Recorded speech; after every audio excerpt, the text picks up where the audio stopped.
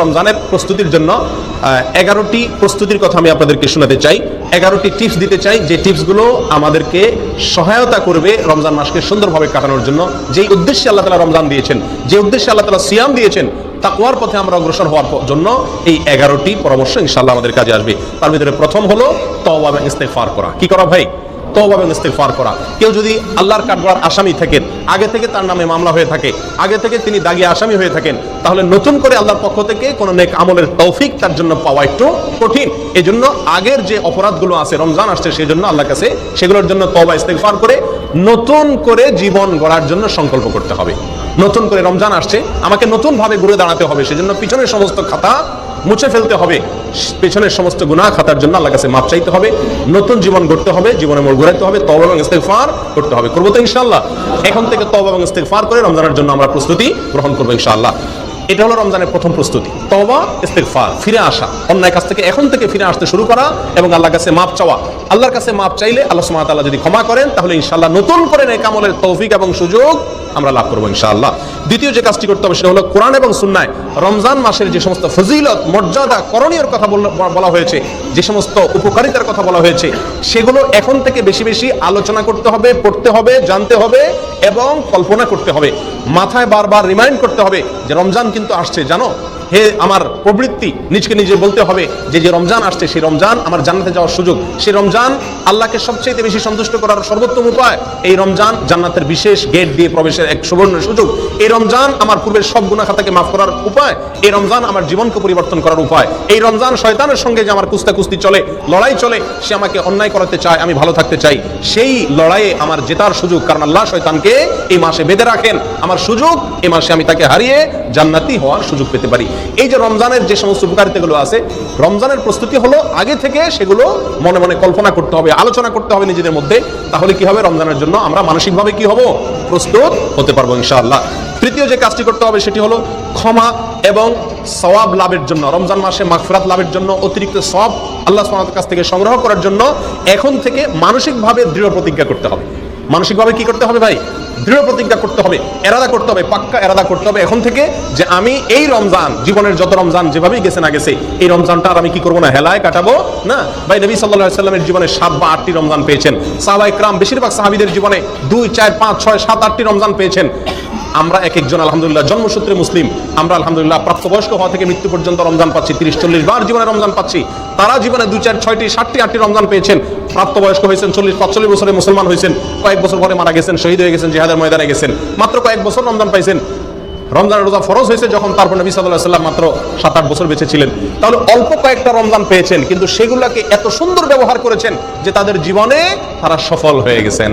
প্রিয় বন্ধুগণ, আমরা 30-40টা রমজান পাইও সেগুলোকে সফলভাবে কাটাতে পারি না। এর অন্যতম একটা কারণ হলো এটার জন্য আমাদের পূর্ব প্রস্তুতিটা ভালোভাবে থাকে না। অতএব প্রিয় বন্ধুগণ, রমজানের তৃতীয় প্রস্তুতি হলো আল্লাহর পক্ষ থেকে এই মাসের খায়ের, বরকত, ক্ষমা, মাগফিরাত এগুলো পাওয়ার জন্য মানসিকভাবে দৃঢ়ভাবে কি করতে হবে? পাক্কা ইচ্ছা এবং প্রতিজ্ঞা করতে হবে যে না, এই রমজানে আমার টাকা আসুক আর না আসুক, ব্যবসা হোক আর না হোক, অন্য কোনো দিক থেকে লাভ বা ক্ষতি যাই হোক না কেন, আমি প্রতিজ্ঞা করলাম এই রমজানটা আমি ব্যতিক্রম রমজান কাটাবো, এই রমজানে আমি আমার মালিককে খুশি করে ছাড়বো, এই রমজানে আমি আমার জাহান্নামের খাতায় নাম যদি লেখা হয়ে থাকে আল্লাহ না করুক কাটায় ছাড়বো, এই রমজানে আমি জান্নাতীদের খাতায় নাম লেখাই ছাড়বো ইনশাআল্লাহ। এজন্য প্রতিজ্ঞা করতে হবে। 4 নম্বর যে প্রস্তুতিটা নিতে হবে প্রিয় বন্ধুগণ, সেটা হলো এই রমজানের আগে, গত বছর বা তার আগের জীবনের কোনো রমজানের রোজা যদি কাজা হয়ে থাকে, এই শাবান মাসের শেষ হতে না হতেই সেই রোজাগুলো আগে কি করতে হবে? রাখতে হবে। একটি রমজান আসার আগে আগেই পূর্বের রমজানের রোজা কি করতে হয়? কাজা করে শেষ করতে হয়। যদি থেকে থাকে সেগুলো পূরণ করতে হবে। মা বোনদের থাকার সম্ভাবনা থাকে, তাদের শেষ করার জন্য উৎসাহ দিতে হবে। নিজেদের থাকলে কোনো অসুস্থতার কারণে বা কোনো কারণে যদি রমজানের রোজা বাদ দিয়ে থাকে, তাহলে এই রমজানের আগে আগে সেগুলো শেষ করতে হবে। এটা হলো 4 নম্বর প্রস্তুতি। নাম্বার 5, আল্লাহ সুবহানাহু ওয়া তাআলা সাধারণ যে ক্ষমা ঘোষণা করেন রমজান মাসে, ওয়ালিল্লাহি উতাকাউ মিনান নার, আল্লাহ সুবহানাহু ওয়া তাআলা রমজান মাসে বহু লোককে ক্ষমা করে দেন, বহু লোককে আল্লাহ তাআলা কি করেন?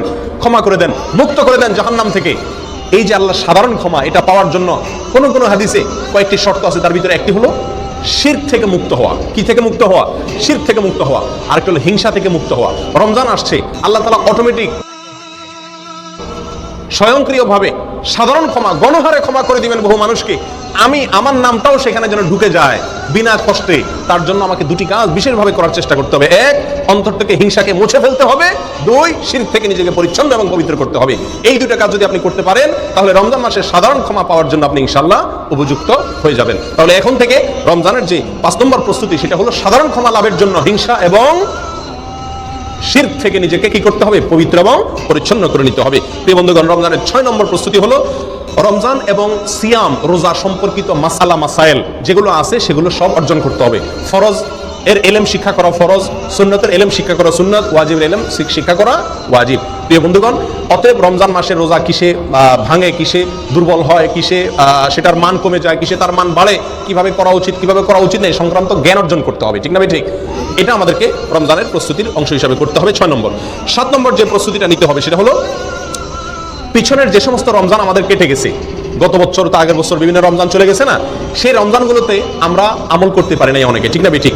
রমজানের পরে আফসোস করি, আফসোস করে লাভ নাই। আগে থেকে ভালো করে প্রস্তুতি না নিলে আপনার সময় চলে যাবে ঠিকই, আবার প্রত্যেক রমজানের পরে কি করবেন? আক্ষেপ করবেন, হায় আফসোস করবেন, কোনো লাভ নাই। এটা অযথা আফসোস করা।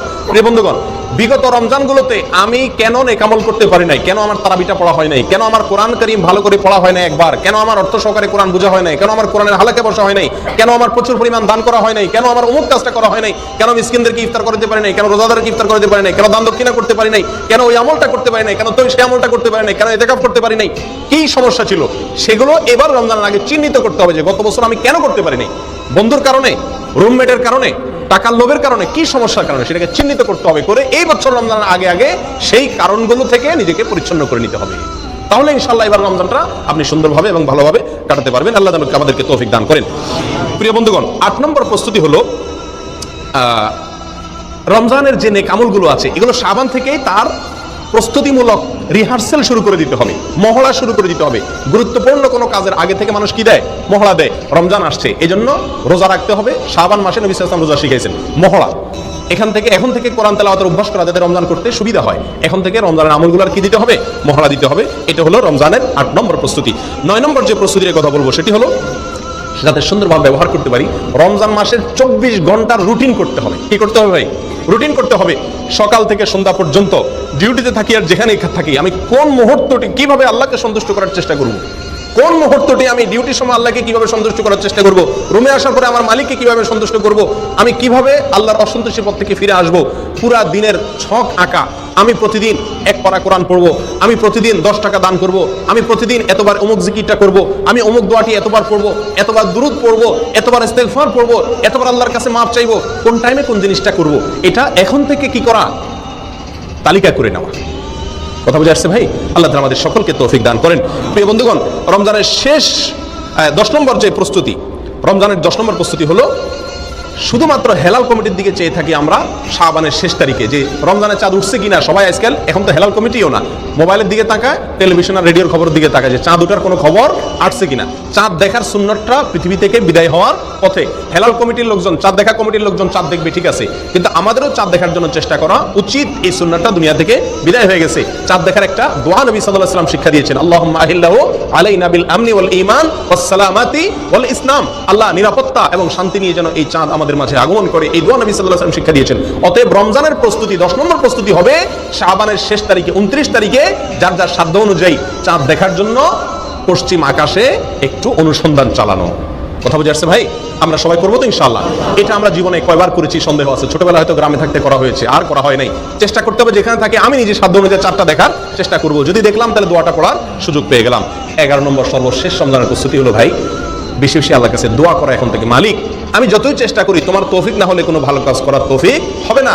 আল্লাহ, রমজানে কত মানুষ সৌভাগ্যবানদের কাতারে নাম লেখাবে, আল্লাহ কত মানুষ ক্ষমাপ্রাপ্ত হয়ে যাবে, আল্লাহ কত মানুষ জান্নাতি হয়ে যাবে। মালিক, আমি যেন সেই সৌভাগ্যবানদের কাতারে হতে পারি। আল্লাহ, তুমি একটু আমাকে তৌফিক দিও, সহজ করে দিও। এই জন্য এখন থেকে আল্লাহর কাছে কি চালাইতে হবে? দোয়া চালাইতে হবে। আল্লাহ আমাদের সকলকে তৌফিক দান করেন।